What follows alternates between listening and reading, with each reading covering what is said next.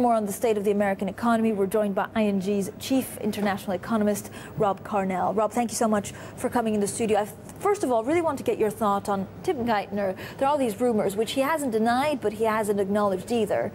Is it damaging for him as Treasury Secretary to be able to negotiate, the debt ceiling, but also to steer the economy out of, the headwinds we are still seeing because there's all this speculation that he may be leaving? Yeah, the speculation about whether he stays or goes is very damaging. You need to know, if you're in negotiations over the debt ceiling, which is the single biggest thing facing the US right now, is the guy that's sitting across the table from you, is he going to be there in a couple of weeks' time? So if he's not, then, it does make it that much harder to come to any sort of long-term agreement. Rob, hold that thought, because I just want to get some breaking news on the very important ECOFIN meeting that we were expecting at the weekend. Now, we have just found out that the European finance ministers, which were due to meet on July the 3rd, that meeting has now been cancelled.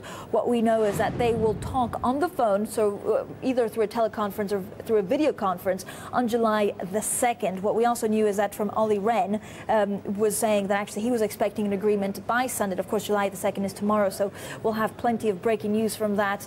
They will be, though, not meeting face-to-face, but will be on a teleconference call. Now, Rob, I wanted to get your thoughts on, of course, the problem here that we're facing, whether Greek, the Greek rollover will be considered a credit event or not, or a default, will also have an impact on the US if the country goes under. And this is already a country, the US, which is facing problems of its own. Oh, absolutely. I mean, what we really would like to see over the next couple of months is nothing about Greece in the headlines. That would be an ideal situation. Wouldn't everyone? Well, exactly. Let's get some sort of agreement, whether it's rollover or whatever the mechanism is. Get the bodies trying to work out an agreement, find out from the ratings agencies what do we need to do to get through this without triggering. A default is perhaps the least problematic. If it's a default, fine, we live with that. It's a credit event that becomes really difficult. We don't really know the exposures here. Is somebody particularly heavily exposed here? Yeah. That's where it becomes a problem. And Tim Geithner actually was one of the finance ministers saying the most, guys, you have to sort your act, you have to get it together and find a common voice.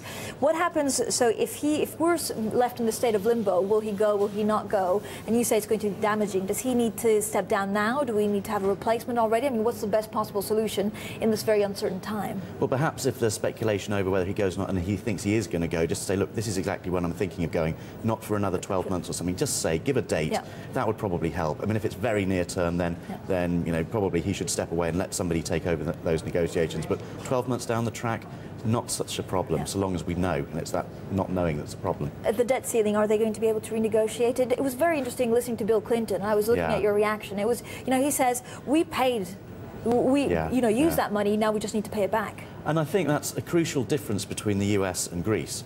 Nobody expects the US not eventually to pay all its bills and the interest on top of them, even if it's with a delay. That's the difference with Greece, where there is growing anticipation that at some stage, and maybe not for a couple of years, that money won't be paid back.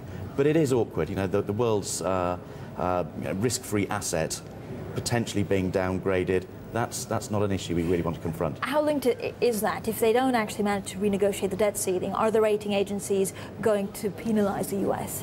They will, yeah. I mean, they've already come out and said more or less exactly what they're going to do. There have been some very, very clear recommendations from Fitch rating agencies saying the procedures that happen August the 2nd, it gets rating watch negative, and then within days it's Are we going to have the European debt crisis transform into a European plus US debt crisis?